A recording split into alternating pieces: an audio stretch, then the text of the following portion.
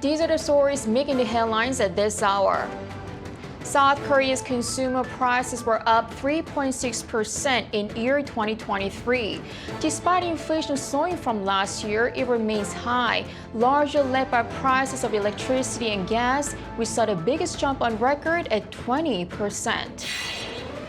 The U.S. has reaffirmed it has no hostile intent toward North Korea and remains committed to diplomacy. The comments come after leader Kim Jong-un called for speeding up war preparations. Over in Gaza, a controversial video appears to show children detained and stripped by Israeli forces. Amid human rights concerns, tensions rise on Israel-Lebanon border, with Israeli forces taking retaliation against Hezbollah attacks. Good afternoon. South Korea's consumer prices were 3.6% higher in the year 2023. Despite inflation slowing from last year, it remains high, largely led by prices of electricity and gas, which saw the biggest jump on record at 20%. Lee Soo-jin tells us more. South Korea's consumers were hit with higher prices this year. Data from Census Korea on Friday shows that in 2023, consumer prices, a key gauge of inflation, rose 3.6% compared to the previous year. While the increase was less than that of 2022, when consumer prices grew at the fastest pace in more than 2 decades following the outbreak of war in Ukraine, it was still high compared to before the COVID-19 pandemic, when consumer prices rose less than 1% in 2019 and in the 1% to 2% range from 2016 to 2018. Census Korea mostly attributed the high prices this year to soaring energy prices and unstable weather patterns. Electricity, gas, and water prices jumped a whopping 20% compared to a year earlier on electricity and gas rate hikes, the largest rise on record. Prices of agriculture and fisheries products also rose by 3.1% this year, mostly due to the high prices of fruits from the poor weather seen in the summer and fall. The stats agency, however, emphasized that other sectors saw an easing of price pressures. With the exception of electricity, gas and water prices, overall the rising consumer prices greatly slowed compared to 2022, and this was mainly due to the drop in oil prices compared to last year. Industrial products were up 2.6%, and prices in the service sector rose by more than 3% this year. For the month of December, the on-year rise in consumer prices was similar to that of the previous month, going up 3.2%. That's the 5th consecutive month that consumer prices saw an on-year increase of more than 3%. The Bank of Korea on Friday said that while inflation is expected to show signs of easing in the new year, the central bank will maintain a tight policy until the rise in consumer prices slows to its target rate of 2%. Lee Soo-jin, Arirang News. The U.S. has reaffirmed it has no hostile intent toward North Korea and remains committed to diplomacy.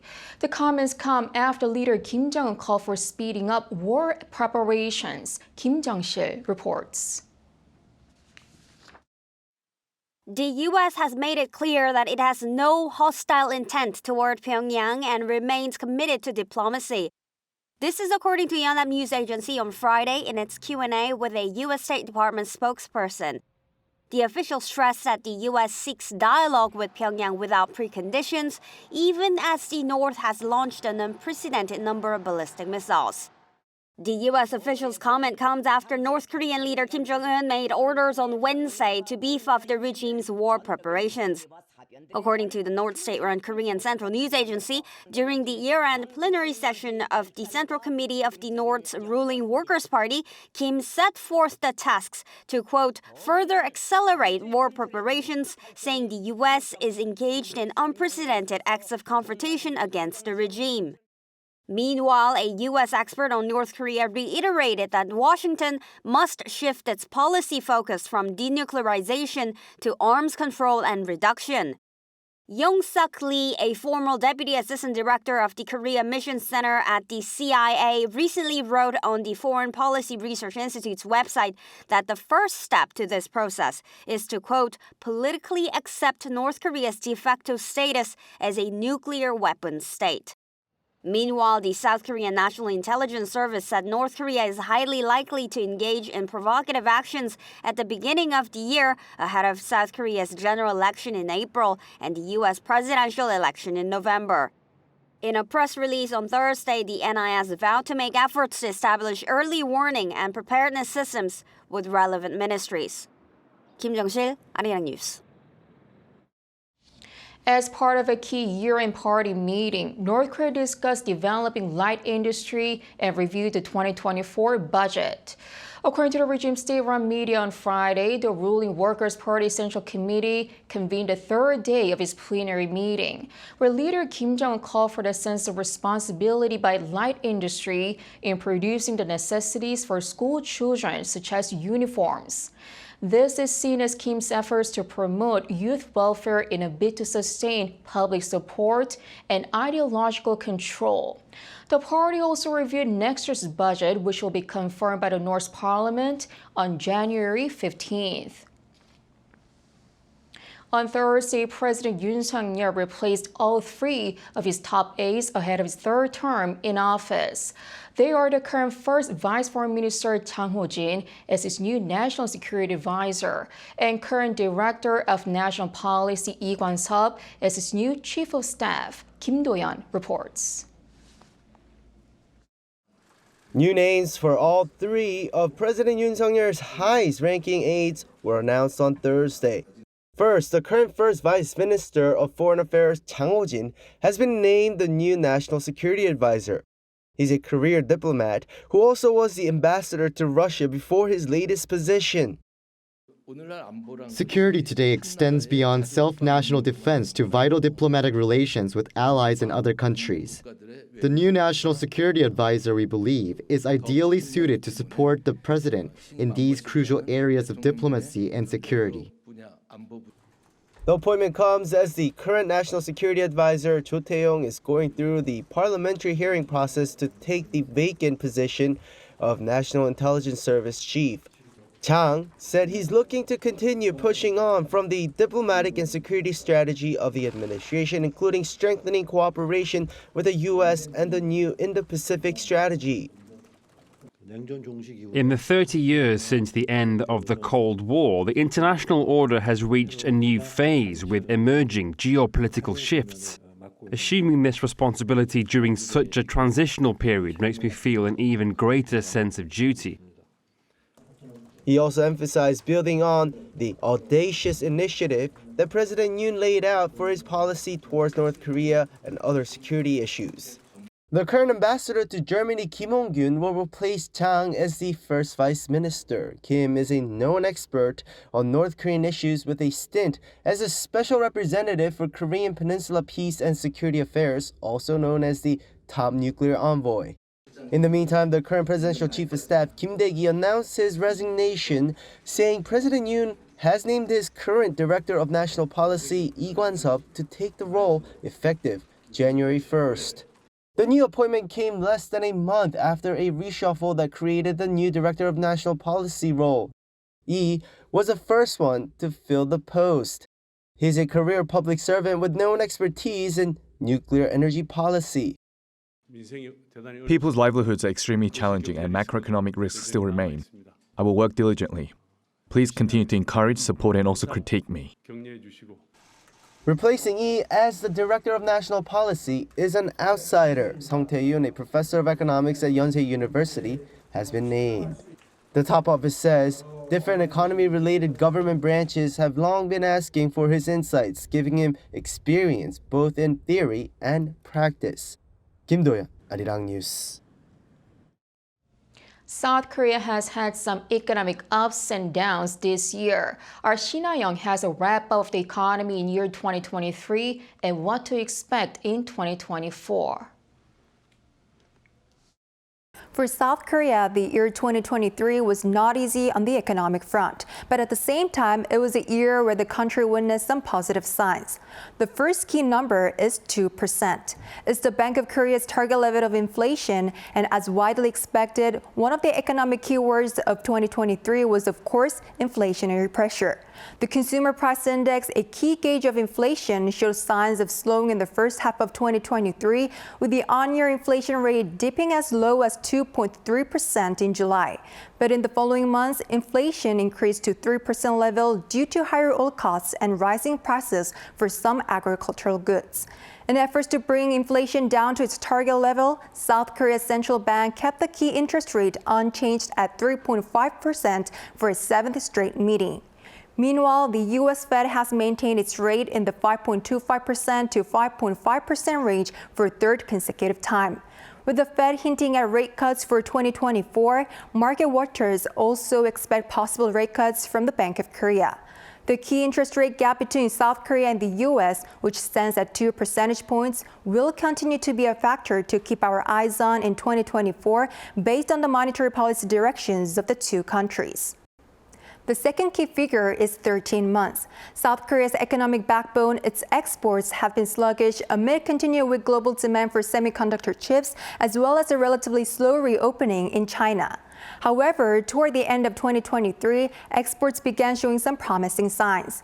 Korea's exports in October saw an on-year rebound for the first time in 13 months thanks to greater shipments of automobiles and ships. Exports in November remained robust due to a rebound in semiconductor exports after 16 months, along with a rebound in rechargeable batteries and petrochemicals.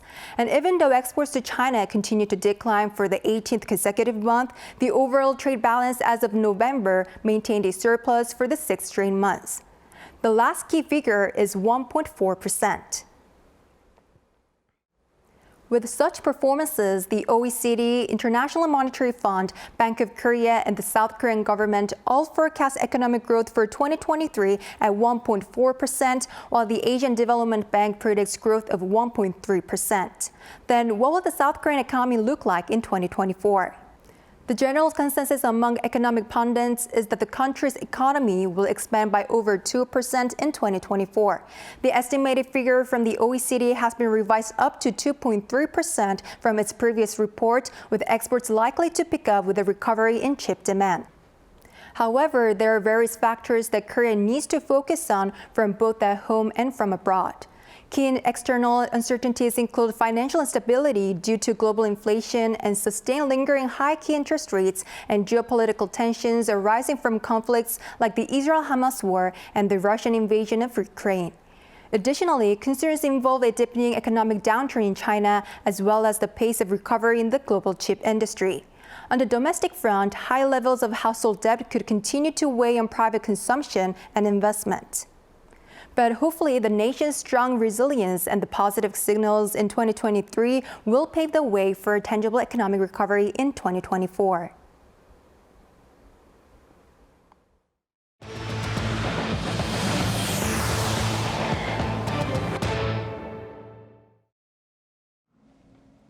Over in Gaza, a controversial video appears to show children detained and stripped by Israeli forces. Amid human rights concerns, tensions rise on Israel-Lebanon border, with Israeli forces taking retaliation against Hezbollah attacks. Lee Seung-jae has more. A video has surfaced on social media showing Palestinian men and at least 2 children detained and stripped by the Israeli military in a stadium in northern Gaza. The video appears to show 2 young boys stripped down to their underwear, walking and holding both their hands up as the Israel Defense Forces soldiers give instructions.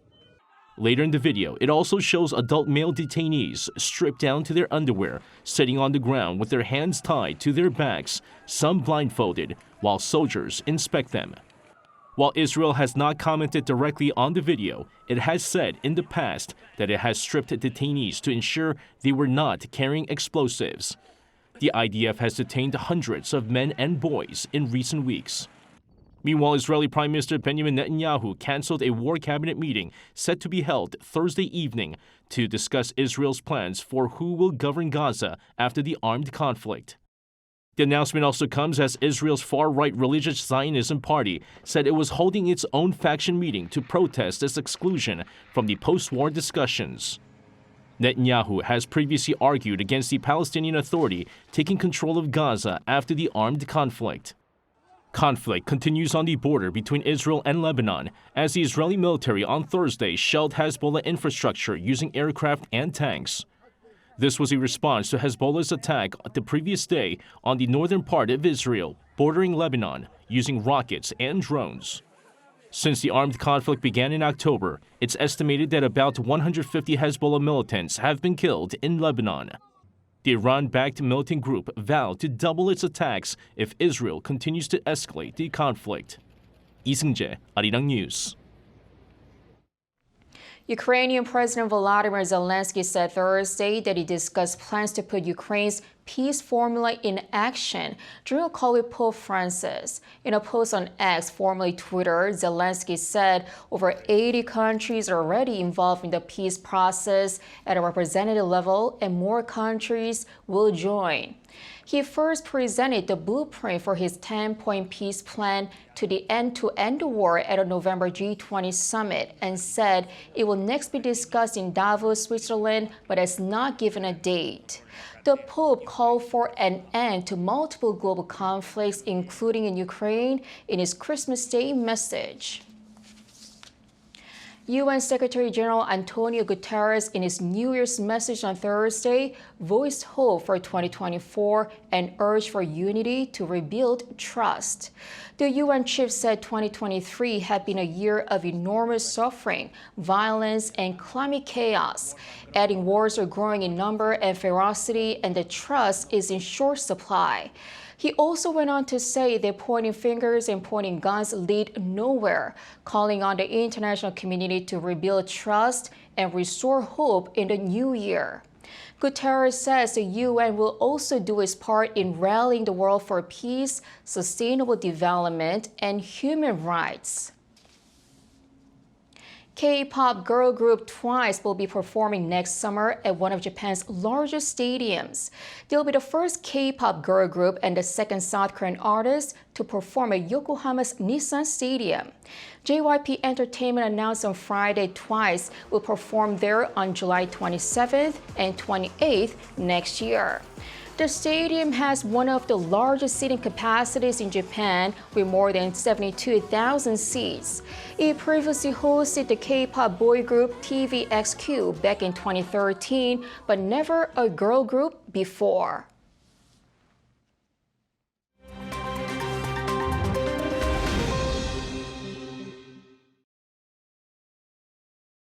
Let's take a look at the latest news in the world now.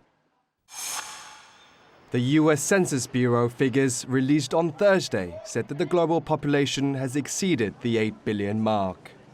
The Bureau said the world's population grew by 75 million people over the past year, while the United Nations estimated that the 8 billion threshold was passed in November 2022, announcing November 22nd as the day of 8 billion.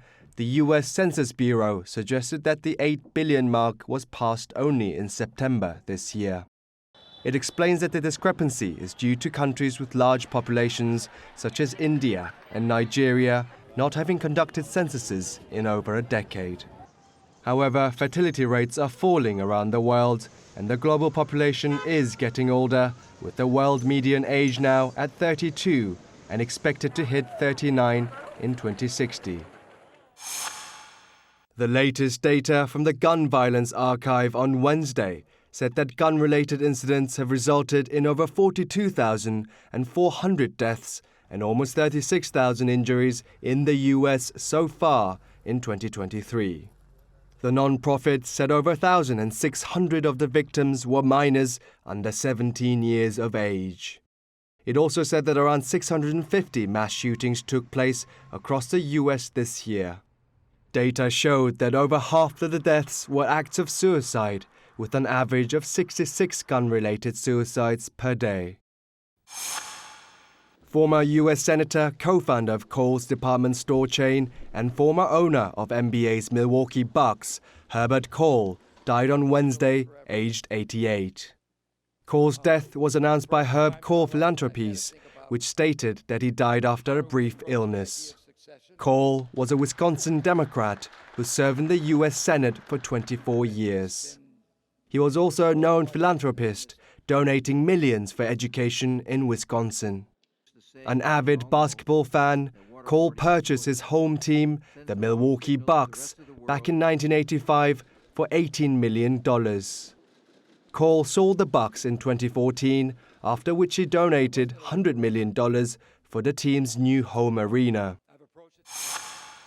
In the U.S., stores in the state of California with more than 500 employees will face fines from January 1st if they do not have a gender-neutral toy section, as the new state law. The Assembly Act 1084, signed by Democrat Governor Gavin Newsom in 2021, comes into force on January 1st and means that stores that sell childcare items or toys will be subjected to a maximum $500 fine if they fail to create a gender-neutral toy section for kids 12 years old and under. Kim Jong-un, Arirang News.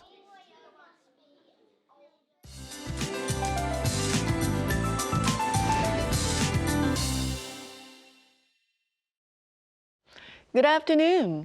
The last workday of 2023 looks to be a dusty one. For today, mainly southern provinces will see high levels of dust, with a dust advisory being in place for Chungcheong-Namdo province.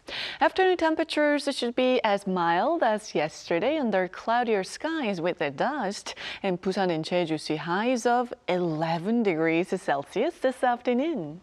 With only days left until the new year, many will be heading to the East Coast to see the last sunset and first sunrise of the year. But with a mix of rain and snow in the forecast for most parts this weekend, we won't be able to see the last sunset clearly, but there is a better chance of checking out the first sunrise.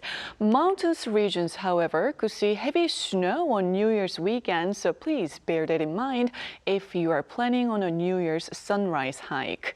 Meanwhile, the precipitation will wash away the dust in the air. The first week of 2024 starts on a warmer note. That's Korea for you, and here's a look at the international weather conditions.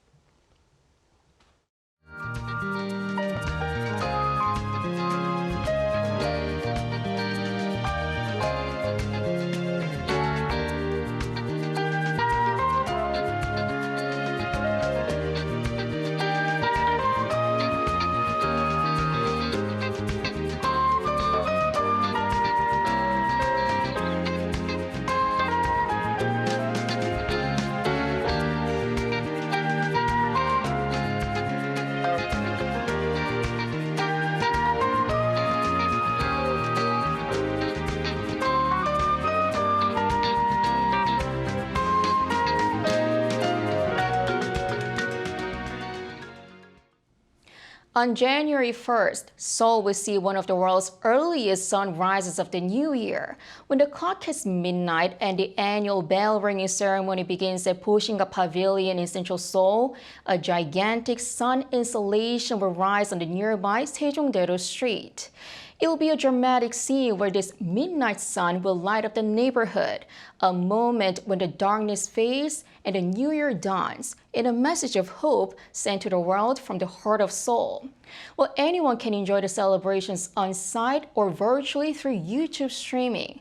So we hope you all catch the world's earliest sunrise wherever you are.